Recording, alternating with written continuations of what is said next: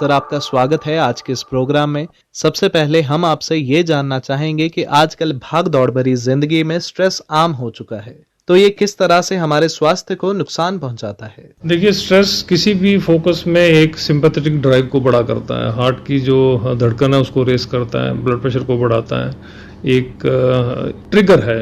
आप लोग कहते हैं कि आप चल रहे थे, आपको किसी किस्म का स्ट्रेस है, सडन कार्डिक इवेंट हो गया और आपको बीमारी हो गई, हार्ट की रेसिंग ज़्यादा होती है, हार्ट की बीमारी ज़्यादा कॉमन हो सकती है, एथेरोस्क्लेरोटिक प्लॉक रप्चर हो सकता है, कहीं ना कहीं सबस्ट्रेट एनॉमली होती है, मींस हार्ट में कहीं ना कहीं फोकस एग्जिस्ट करता है बीमारी का और ये चीज़ें उसको प्रेसिपिटेट करती हैं।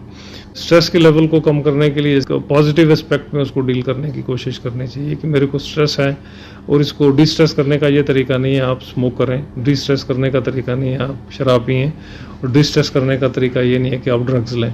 ये अच्छा सुझाव नहीं है और उसको पॉजिटिव एस्पेक्ट में डील करने की ज़रूरत है कि उसमें चाहे योगा करें, मेडिटेशन करें या अपने फेथ में जिसमें आप बिलीव करते हैं उसमें इन्वॉल्व होने की कोशिश करें। तो सर, इसी के साथ विद्यार्थी जीवन की बात करें तो इम्तिहान एक बहुत बड़ा रोल अदा करते हैं। एग्जाम्स के दिनों में एग्जाम स्ट्रेस का होना स्टूडेंट्स में आजकल कॉमन हो चुका है। प्रधानमंत्री जी ने भी वार्षिक परीक्षा पे चर्चा कार्यक्रम पेश किया, तो आप उन स्टूडेंट्स को क्या मैसेज देना चाहेंगे जो एग्जाम स्ट्रेस का शिकार बनते हैं? देखिए, उस किस्म की चीज़ें तो हम लोग ओपीडी में भी देखते हैं कि मैं सिविल सर्विसेज की तैयारी कर रहा हूँ, केएस की कर रहा हूँ या किसी भी फील्ड में चलने की कोशिश कर रहा हूँ, तो एक आप टारगेट को अचीव नहीं कर सकते और हार्ट की कहीं ना कहीं रेसिंग हो जाती है, धड़कन तेज हो जाती है, पढ़ने का मन नहीं करता। ये चीज़ें इस एज में एग्जिस्ट करती हैं। यंगर जनरेशन को तो सुझाव ये रहेगा कि आप अपने जो भी आपका प्रोग्राम है जिसमें आप इन्वॉल्व हैं उसमें फोकस रहने की कोशिश करिए। दिल का काम ही धड़कना, नहीं धड़केगा तो कैसे काम चलेगा।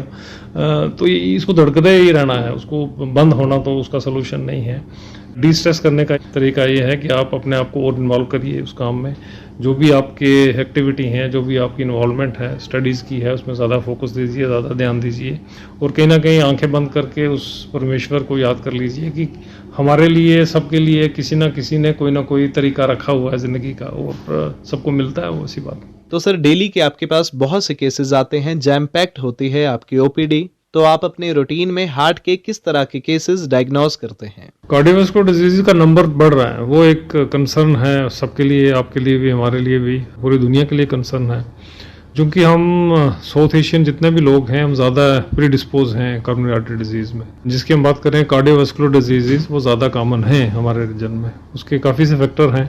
कुछ से फैक्टर्स ऐसे होते हैं जिन्हें हम बोलते हैं मॉडिफाइबल रिस्क फैक्टर्स, कि जिनको चेंज किया जा सकता है, जिन पे ध्यान रखा जाए तो बीमारियां कम होती हैं। वो फैक्टर्स हैं ब्लड प्रेशर, वो फैक्टर्स है डायबिटीज़, वो फैक्टर है मोटापन, वो फैक्टर है फिजिकल इनएक्टिव होना, वो फैक्टर है अनहेल्दी डाइट का, वो फैक्टर है स्ट्रेस के लेवल का, तो वो फैक्टर है कोलेस्ट्रॉल की मात्रा बढ़ना ब्लड में। तो ये सारे फैक्टर मिक्स होके कहीं ना कहीं हार्ट की बीमारियां करते हैं। अब कुछ चीज़ें ऐसी हैं जिनको बोलते हैं नॉन मॉडिफाइबल रिस्क फैक्टर्स। जैसे एज की बात करो, पहले हम लोग बोलते थे कि एक सडन एज में हार्ट की बीमारियां कॉमन होती हैं। मेल फीमेल में ज़्यादा मेल में होता है, पर फीमेल्स में जब मीनोपॉज की एज हो जाती है तो दोनों में रिस्क बराबर होता है मेल फीमेल में।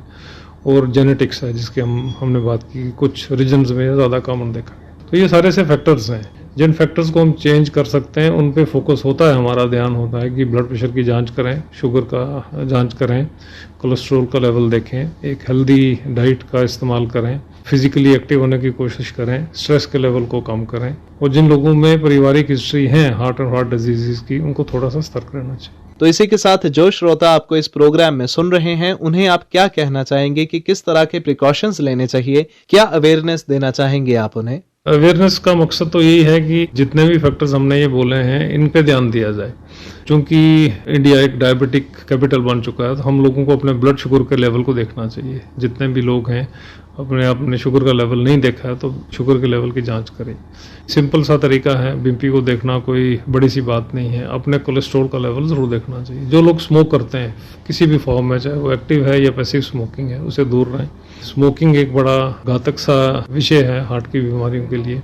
फिजिकली एक्टिव होना बहुत ज़रूरी है। आदमी को जनरली हफ्ते में 5 दिन तो इन एनी फॉर्म ये एक्सरसाइजेज ज़रूर करनी चाहिए, जिसमें रनिंग है, जॉगिंग है, स्विमिंग है, साइकिलिंग है। इस पे ज़्यादा फोकस देना चाहिए।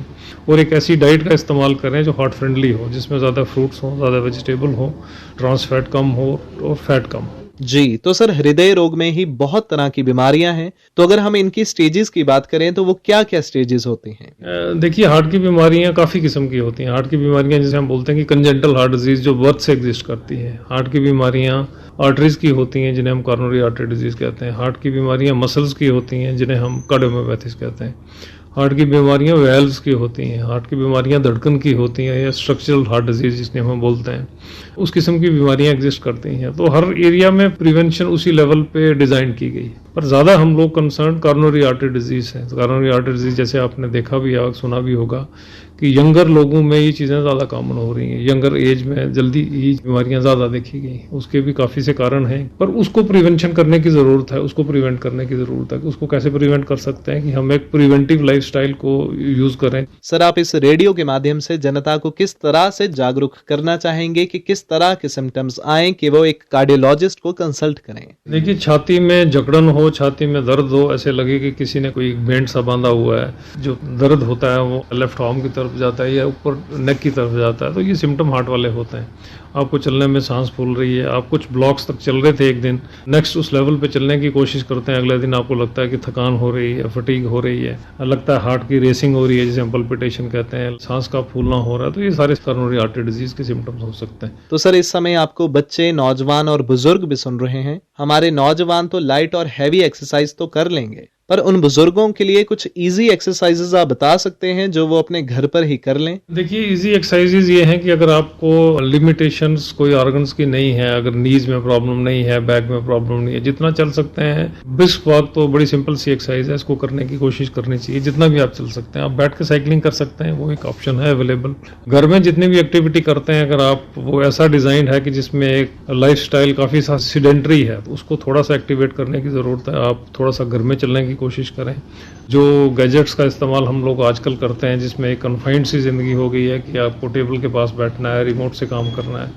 यंगर जनरेशन को एक स्ट्रेस का लेवल बड़ा ज़्यादा सा है, कहीं कि अपनी फैमिली को भी आगे चलाना है, अब काम को भी आगे देखना है, अपने कैरियर को भी आगे एडवांस करना है। तो एक स्ट्रेस के लेवल को कम करने की कोशिश करिए। उसके लिए जितने भी तरीके हैं पॉजिटिव एस्पेक्ट्स में, चाहे वो मेडिटेशन है, योगा है, किसी भी रिलीजन से आप जुड़े हैं तो फेथ है भगवान की तरफ, उस पर लगाने की कोशिश करिए। ये एक डी स्ट्रेस का मैकेनिज्म है। और अपना ध्यान रखिए, हम सब लोग आपके साथ हैं। Wish everyone a healthy and happy heart, that is what it is.